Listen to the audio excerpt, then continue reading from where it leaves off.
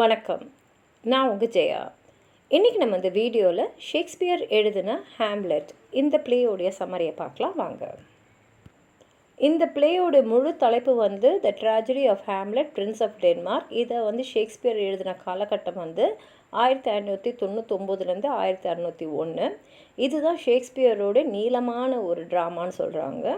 இது வந்து டென்மார்க்கில் நடக்கிற மாதிரியும், இதில் பிரின்ஸ் ஹேம்லெட்ன்றவர் அவருடைய சித்தப்பா அவரை பழி வாங்கணும் அப்படின்றது தான் இதோட கதை. ஏன் பழி வாங்கணுன்னா, அவங்க சித்தப்பா பேர் கிளாடியஸ், அதாவது அவங்க அப்பாவுடைய தம்பி.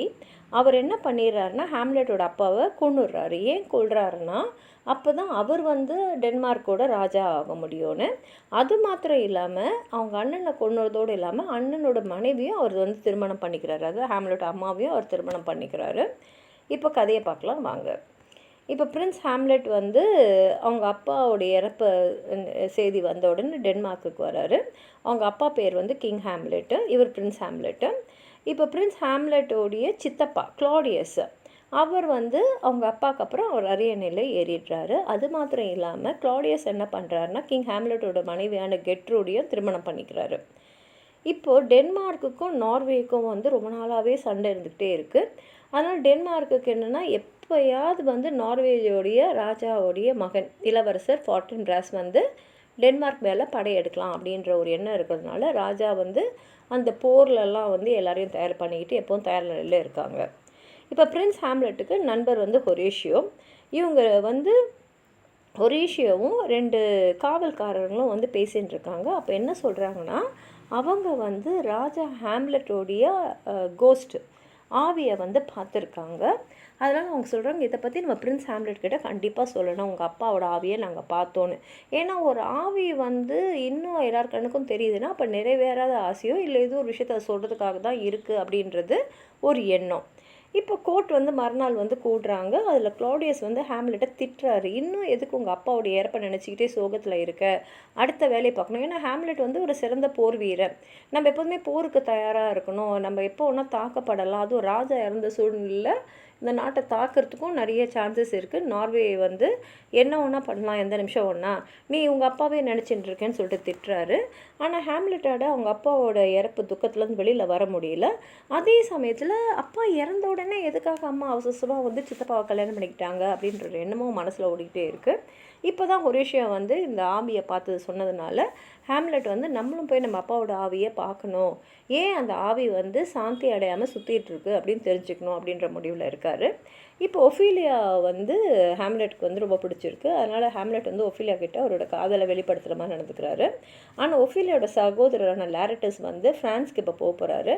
அவர் என்ன சொல்கிறாருன்னா, இல்லை வேண்டாம், ஹேம்லெட்டோடைய அன்பு வந்து உனக்கு தேவையில்லைன்னு. அதே மாதிரி அவளுடைய அப்பாவான பொலோனியஸும் சொல்கிறாரு, நீ ஹேம்லெட்டுக்கெலாம் ரொம்ப வந்து இடம் கொடுக்காத, எனக்கு வந்து நீ அவனை திருமணம் பண்ணிக்கிறதுல விருப்பம் இல்லை அப்படின்னு சொல்லிடுறாரு.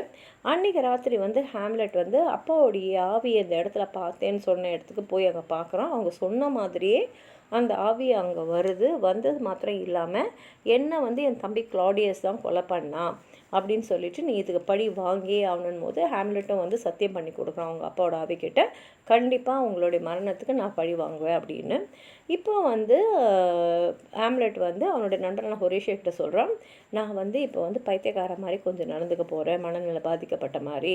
ஆனால் நீங்களும் இந்த சென்ட்ரனேஸ் இருக்காங்களே, அவங்க தானே சொன்னாங்க அப்பாவோட ஆவியை பார்த்தேன்னு, அதை வந்து நீங்கள் யார்கிட்டையும் சொல்லிடாதீங்க, இது நமக்குள்ளே இருக்க வேண்டிய ரகசியம்னு சொல்லிட்டு வந்துடுறான். ஆனால் அவன் மனசுக்குள்ளே என்ன ஒரு எண்ணம்னா, நம்ம நிஜமாகவே அப்பாவோட ஆவியை பார்த்தோமா, நிஜமாவோட அப்பாவை ஆவி வந்து நம்மக்கிட்ட சித்தப்பாவை பழி வாங்க சொல்லிச்சா இல்லையா, இது நம்மளுடைய பிரம்மையா அப்படின்ற ஒரு எண்ணம் வந்து இப்போ அவனுக்கு வந்துடுது. அதனால் அதை பற்றி யோசிச்சுட்டு இருக்கான். இப்போ ஒஃபீலியா வந்து பொலோனியஸ்கிட்ட வந்து சொல்கிறான், இந்த மாதிரி ஹேம்லெட் வந்து என்னுடைய அறைக்கு வந்துட்டு ஒரு மாதிரி நடந்துக்கிட்டான் போது பொலோனியஸ் என்ன சொல்கிறாருன்னா, அவன் ஏன் அப்படி நடந்துக்கிட்டான்னா அவன் மேலே பைத்தியக்காரத்தனமாக இருக்கான், அவன் மேலே ரொம்ப அன்பாக இருக்கான், காதலால் தான் அவன் நடந்துக்கிட்டான் அப்படின்னு. அதே சமயத்தில் ஃபார்டின்ராஸ் என்ன சொல்கிறாருன்னா, நம்ம ஒன்றும் டென்மார்க் மேலெல்லாம் வந்து படையெல்லாம் எடுக்க வேணாம், நமக்கு வந்து போலாண்ட் போகணும், அதனால் டென்மார்க் வழியாக அவங்க இடம் கொடுத்தாலே போதும், எனக்கு வந்து டென்மார்க்கை தாக்குற எண்ணம் இல்லை அப்படின்றத ஃபார்டின்ராஸ் சொல்லிடுறாரு. பாலினஸ் வந்து இங்கே ஹேம்லெட் கிட்ட பேசுகிறாரு. ஹேம்லெட் வந்து அப்படியே மனநிலை பாதிக்கப்பட்ட மாதிரி அவர்கிட்ட நடிச்சிட்டு இருக்காரு. இப்போ ரோசன் கிராட்ஸும் கில்டன்ஸ்டர்னும் இவங்க 2 பேருமே ஹேம்லெட்டோட நண்பர்கள், அவங்க வராங்க. ஆனால் ஹேம்லெட் என்ன நினச்சிக்கிறாருன்னா, இவங்க நம்மளை வந்து வேவு பார்க்க வந்திருக்காங்க அப்படின்னு நினச்சிக்கிறாங்க. இப்போ ரோசன்கிரேட்ஸும் கில்டன்ஸ்டனும் ஹேம்லெட்டில் சொல்கிறாங்க, நாங்கள் வந்து ஒரு நடிகர்களுடைய அந்த ட்ராமா ட்ரூப்பை அழைச்சிட்டு வந்திருக்கோம்னு சொன்ன உடனே ஹேம்லெட்டுக்கு ஒரு ஐடியா வருது. அவர் என்ன சொல்கிறாருன்னா, அவங்க என்ன ட்ராமா போட போகிறாங்கன்னு சொல்லிட்டு அவங்க பிளான் படி என்ன பண்ணுறாங்கன்னா, த மர்டர் ஆஃப் கன்ட்ரெஸோன்ற ஒரு ட்ராமாவை போடுங்கன்னு சொல்லிட்டு, அதில் அவங்க அப்பா எப்படி இறந்ததா அந்த ஆவி வந்து சொல்லிச்சோ அதே மாதிரி தான் காது வழியாக விஷத்தை ஊதி சாவடிச்சிட்டாங்கன்னு சொன்ன நியூஸை அதே மாதிரி அந்த ட்ராமாவை போடுங்கன்னு சொல்லிட்டு ஹேம்லெட்டோட ஐடியா என்னென்னா, இந்த நாடகத்தை பார்க்கும்போது கிளாடியஸோடைய முகத்தில் ஏதாவது மாற்றம் தெரியுதா, உடம்புல ஏதாவது படபடப்பு தெரியுதா அப்படின்னு பார்த்துக்கலாம். அப்படி பார்த்து ஏதாவது நம்ம எதிர்பார்க்குற மாதிரி நடந்ததுன்னா அப்போ வந்து கிளாடியஸ் தான் அப்பாவை கொண்டு இருக்கான். அப்படி எதுவுமே இல்லாமல் அவன் நாடகத்தை ரசிச்சுட்டு இருந்தான்னா அப்போ நம்ம வந்து இது நம்ம மனப்பிரமை அப்படின்ற முடிவுக்கு வந்துடலாம் அப்படின்றது தான் ஹேம்லெட்டோட திட்டம். இப்போ பொலோனியஸ் வந்து ஒஃபிலியா பற்றி சொல்கிறாரு, இது மாதிரி ஹேம்லெட் வந்து உங்ககிட்ட வந்து பழகினானா அவங்ககிட்ட நீயும் நல்லபடியாகவே பழகு, நானும் கிளாடியஸை வந்து ஹேம்லெட் வந்து உன் மேலே உண்மையிலே அன்பாக இருக்கானா இல்லையா, அவன் வந்து இருக்கானா இல்லையான்றது அவன் சித்தப்பாக்கு தெரியணும்னு சொல்கிறாரு. அதனால் நாங்கள் மறைஞ்சிருந்து பார்க்குறோம் அப்படின்னு சொன்ன உடனே ஒஃபிலியா சரி சொல்லிட்டு அப்போ ஹேம்லெட் அங்கே வரும்போது அவங்ககிட்ட காதலாக இருக்கும்போது நடிக்கிறான். ஆனால் ஹேம்லெட் இந்த வாட்டி என்ன பண்ணிடுறான்னா, ஏன் இந்த மாதிரிலாம் வந்து என்கிட்ட பழகுற, எனக்கு இதெல்லாம் பிடிக்காதுன்னு சொல்லிட்டு அவளை ஒதுக்கிட்டு நான் உன்னை வந்து விரும்பினதே இல்லை அப்படின்னு சொல்லிட்டு போயிடுறான். இதை பார்த்த உடனே கிளாடியஸ்க்கு தெரிஞ்சிடுது. ஹேம்லெட் அவன் நினைக்கிறாருன்னா, இந்த மாதிரி திட்டுறவன் எப்படி காதலாக இருக்க முடியும், அதனால் அவன் ஒன்றும் இவன் மேலே அன்பாக இல்லைன்ற முடிவுக்கு வந்துடுறான். இப்போ வந்து அந்த கோர்ட்டில் வந்து அந்த ட்ராமா, அதாவது ஹேம்லெட் பிளான் பண்ண அந்த ட்ராமா நடக்குது. எல்லாரும் வராங்க. நாடகத்தை பார்த்துட்டு வரும்போது கிளாடியஸ் உடம்புல ஒரு பதப்பதப்பு வந்து அவர் எழுந்து அப்படியே ஓடி போயிடுறாரு அந்த ரூம்லேருந்து. அதுலேருந்தே ஹேம்லெட் தெரிஞ்சிடுது, ஓ நம்ம வந்து நினச்சது சரிதான், ஆவியை நம்மக்கிட்ட சொன்னது உண்மைதான், இவர் தான் வந்து அப்பாவை கொண்டு இருக்காரு, அதனால் நம்ம இவரை பழி வாங்கியே ஆகணும் அப்படின்ற முடிவுக்கு வந்துடுறான். இப்போ கிளாடியஸ் மனசில் வந்து ஒரு கில்ட் வந்துடுது, நம்ம அண்ணனை கொண்டு இருக்கோம், அவர் மனைவியும் திருமணம் பண்ணியிருக்கோன்னு சொல்லிட்டு அவன் வந்து பாவ மன்னிப்பு கேட்க பார்க்குறான். ஆனால் அவனால் கேட்க முடியல. அந்த சமயத்தில் ஹேம்லெட் வந்து கிளாடியஸை கொண்டுருன்ற எண்ணத்தில் இருக்கிறனால கொலை பண்ணுறதுக்கு வந்துடுறான். ஆனால் இவன் ப்ரே பண்ணும்போது கொன்னா அவன் நேராக வந்து ஹேவனுக்கு தான் போவான், ஏன்னா ப்ரேயர் பண்ணிகிட்டு இருக்கான். ஆனால் அவன் பண்ண பாவத்துக்கு அவன் ஹெல்க்கு தான் போகணும், ஏன்னா எங்கள் அப்பாவை கொண்டு இருக்கான், அதனால் இந்த நேரத்தில் வேணாம் அப்படின்னு சொல்லிட்டு மன தடுமாற்றத்தில் ஹேம்லெட் அவனை கொல்லாமல் விட்டுறான். அதே மாதிரி குயினோட பெட் சேம்பரில் ஹேம்லெட்டும் அவங்களுடைய அம்மாவான கிரெட்டருக்கும் ஒரு சண்டை வருது.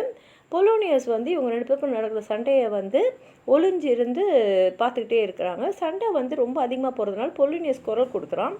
ஆனால் ஹேம்லெட் என்ன ஆயிடுறான்னா கோவத்தில் என்ன பண்ணிடுறான், அது யார் அந்த திரைக்கு பின்னால் இருக்கான்றது தெரியாது, ஆனால் இருக்கிறவங்கள கிளாடியஸ் அப்படின்னு நினச்சிக்கிறான், அதாவது சித்தப்பா தான் அங்கே இருக்கான்னு நினச்சிட்டு அவரை கொல்லணுன்ற எண்ணத்தில் தானே ஹேம்லெட் இருக்கான். அதனால் எடுத்துகிட்டு போய் இங்கே தானே இருக்கேன்னு சொல்லிட்டு கொன்னுடுறான். கொன்னுட்டு அப்புறம் தான் தெரியுது நம்ம கொன்னது பொலோனியஸை, சித்தப்பாவான கிளாடியஸை இல்லைன்னு. அப்புறம் ஹேம்லெட் வந்து அவங்க அம்மாவை ரொம்ப இன்சல்ட் பண்ணுற மாதிரி பேசுகிறான். அப்போது வந்து அவனோட அப்பாவோட ஆவி வந்து இந்த மாதிரிலாம் பேசாதேன்னு சொன்ன உடனே கெட்ரூடு வந்து பார்க்குற ஹேம்லெட் யார்கிட்டயோ பேசுகிறான்றது புரியுது. ஆனால் அவள் கண்ணுக்கு வந்து அவளுடைய கணவரோட ஆவி தெரியல. அதனால் அவள் என்ன நினச்சிக்கிறான்னா, ஐயோ ஹேம்லெட்டுக்கு நிச்சயமாகவே பைத்தியம் தான் போல இருக்குது அப்படின்ற முடிவுக்கு வந்துடுறான். இப்போது இந்த ராஜா என்ன பண்ணுறாருன்னா, ரோசன்கிராட்ஸையும் கில்டன்ஸ்டர்னையும் வந்து ஹேம்லெட்டோடு சேர்த்து இங்கிலாந்துக்கு போங்கன்னு சொல்லிட்டு ஒரு லெட்டர் கொடுக்குறாரு. அந்த லெட்டரில் அவர் என்ன எழுதியிருக்காருன்னா, இங்கிலாந்து ராஜா கிட்ட ஹேம்லெட்டை கொன்னுடுங்க அப்படின்னு சொல்லிட்டு அமைச்சிருக்காரு. இப்போ ஒஃபிலியா வந்து என்ன ஆகிடுதுன்னா, அவங்க அப்பாவுடைய மரண செய்தி, அதாவது பொலோனியஸை ஹேம்லெட் கொண்டுட்டான்னு தெரிஞ்ச உடனே அவள் மனநல பாதிக்கப்படுது. அவளுடைய சகோதரர் லாரட்டஸும் வந்து ஃப்ரான்ஸ்லேருந்து வந்துடுறாரு. வந்து பார்த்தா அவங்க அப்பாவை வந்து ஹேம்லெட் கொண்டு இருக்கான். 2வது ஒஃபிலியாவுக்கு பைத்தியம் பிடிச்சிருக்கு. அதனால அவனுக்கு ரொம்ப கோவம் வந்துடுது. அப்போ கிளாடியஸ் லாரட்டஸை பார்த்துட்டு சொல்கிறான், இதுக்கு எல்லாம் காரணம் ஹேம்லெட் தான், அவன் தான் உங்கள் அப்பா வந்து கொண்டு இருக்கான், உன்னுடைய சகோதரி என்ன ஒஃபிலியாவுடைய பைத்தியத்துக்கும் அவன் தான் காரணம், அதனால் நீ இதுக்கு வந்து எப்படியாவது அவனை பழி வாங்கிடு அப்படின்னு சொல்லிட்டு அவனை வந்து நிறைய வந்து ஹேம்லெட் மேலே ஒரு வெறுப்பு மர மாதிரி தெரியுது. அப்போது ஒரு லெட்டர் வருது. அந்த லெட்டர் வந்து என்ன சொல்லுதுன்னா, ஹேம்லெட் வந்து டென்மார்க்குக்கு திரும்பி வந்துட்டாருன்னு. அப்போது வந்து கிளாடியஸ் என்ன சொல்கிறாருன்னா, சரி லாரட்டஸும் ஹேம்லெட்டும் வந்து ஒரு ஃபென்சிங் மேட்ச் வைங்க. ஃபென்சிங் மேட்ச்னால் 2 பேர்கிட்டையும் கத்தி இருக்கும், சண்டை போடணும், ஒருத்தர் கேட்பார் ஒருத்தர் தோய்ப்பார். ஆனால் இங்கே அவர் என்ன பண்ணிக்கிறாருன்னா, லாரட்டஸோடைய அந்த கத்தியில் வந்து விஷத்தை தடை விட்டுறாரு. ஏன்னா ஒரு சின்ன கீரல் அந்த கத்தி மூலமாக ஹேம்லெட் உடம்புல பட்டாலும் ஹேம்லெட் வந்து இறந்துடுவார். திடீர்னு அந்த கத்தியில் எந்த காயமே ஹேம்லெட்டுக்கு ஏற்படலைனாலும் கிளாடியஸ் வந்து விஷம் கலந்த வைனை வந்து ஹேம்லெட்டுக்கு அந்த ஃபைட்டு முடிஞ்சோன்னு தருவார். அப்போ அந்த வைனை குடிச்சு எப்படி இருந்தாலும் ஹேம்லெட் இறந்துடுவான். இந்த நேரத்தில் கிரெட்ரூட் அங்கே வந்து சொல்கிறா, இந்த மாதிரி ஒஃபீலியா வந்து இது ட்ரவுன் ஆகி இறந்துட்டான், மூழ்கி இறந்துட்டா அப்படின்றது. இப்போ ஹேம்லெட்டும் ஹொரேஷியோ வந்து ஒஃபேலியாவோட ஃபியூனரலுக்கு வராங்க. அப்போ லாரட்டஸும் ஹேம்லெட்டும் வந்து அவங்களுக்குள்ள ஒரு சண்டை வருது. திருப்பி வந்து அவங்க 2 பேரும் வந்து சரி நம்ம வந்து ஃபென்சிங் சேலஞ்சுக்கு ஒத்துக்கலாம் அப்படின்னு சொல்லிட்டு ஹேம்லெட்டும் ஒத்துக்கிறான். கெட்ரூட் வந்து அந்த டோஸ்ட்டுக்கு வந்து அந்த விஷத்தை கலத்து வச்சு பாய்சன் இருக்கு இல்லையா, அதை வந்து அவள் எடுத்துடுறா. அது டு த டோஸ்ட்னு சொல்லி குடிப்பாங்களா, அதுக்காக கிளாடியஸ் அவளை வந்து தடுக்க பார்க்குறான். ஆனால் அது வந்து தடுக்க முடியல, அவள் அதை குடிச்சிட்றா. அப்புறம் லாரட்டஸ் என்ன பண்ணுறான்னா, அவன்கிட்ட அந்த விஷம் தடவின கத்தி இருக்கு இல்லையா, அதை வச்சு அவன் வந்து ஹேம்லெட்டை காயப்படுத்திடுறான். அவங்களுக்குள்ளே நடக்கிற சண்டையில் என்ன ஆகிடுதுன்னா, அவங்க ஒருத்தர் கையில் ஒருத்தர் கத்தி மாறிடுது. மாறினதில் ஹேம்லெட் வந்து லாரட்டஸை வந்து தாக்கிடுறான். அதில் வந்து இப்போ கெட்ரூட் வந்து விஷம் கலந்த அந்த வைனை குடித்து அவள் செத்துடுறான். லாரட்டஸ் வந்து சாகிறதுக்கு முன்னாடி கிளாடியஸோடைய பிளான் எல்லாத்தையும் சொல்லிடுறான். இந்த மாதிரி வந்து விஷம் தடவின கத்தி வந்து என்கிட்ட கொடுத்து உன் கூட சண்டை போட சொன்னான், ஏன்னா உன்னை கொல்றதுக்கு. 2வது வயலில் வந்து அவன் விஷம் கலந்துருக்கான் அப்படின்னோடனே ஹேம்லெட்டுக்கு ரொம்ப கோவம் வந்துடுது. ஏன்னா அப்பாவை கொண்டு இருக்கான், அம்மாவை கல்யாணம் பண்ணியிருக்கான், இப்போ அம்மாவோட சாவுக்கும் காரணமாயிட்டான். ஏன்னா அந்த வைனை இவனை கொல்றதுக்காக விஷம் கலந்தது. எல்லாத்தையும் பண்ண கிளாடியஸ் இன்னைக்கு உயிரோட இருக்கிற சொல்லிட்டு கிளாடியஸை கொண்டுடுறான். ஆனால் ஹேம்லெட்டுக்கும் வந்து விஷம் தடவுன அந்த கத்தியால் காயம் இருந்ததுனால அவனும் வந்து ஹொரேஷியஸோட கையிலேயே வந்து இறந்துடுறான். ஆனால் வந்து இறக்கிறதுக்கு முன்னால் அவன் என்ன சொல்லிடுறான்னா, ஃப்ராட்டன்பிராஸ் வந்து டென்மார்க்கை தாக்குற எண்ணம் எதுவுமே இல்லை, நல்லவனாக இருக்கான், அதனால் எனக்கு அடுத்தது அவனே ராஜாவாக இருக்கட்டும் அப்படின்னு சொல்லிட்டு அவன் இறந்துடுறான். இதோட இந்த ப்ளே வந்து முடிஞ்சு போயிடுது. உங்களுக்கு ஏதாவது சொல்லணும்னு நினச்சிங்கன்னா கீழே இருக்கிற கமெண்ட் பாக்ஸில் எழுதுங்க. இந்த வீடியோவை லைக் பண்ணுங்கள், உங்கள் ஃப்ரெண்ட்ஸோடு ஷேர் பண்ணுங்கள். சப்ஸ்கிரைப் பண்ணாதவங்களாம் ப்ளீஸ் சப்ஸ்கிரைப் பண்ணி சப்போர்ட் பண்ணுங்கள். நன்றி.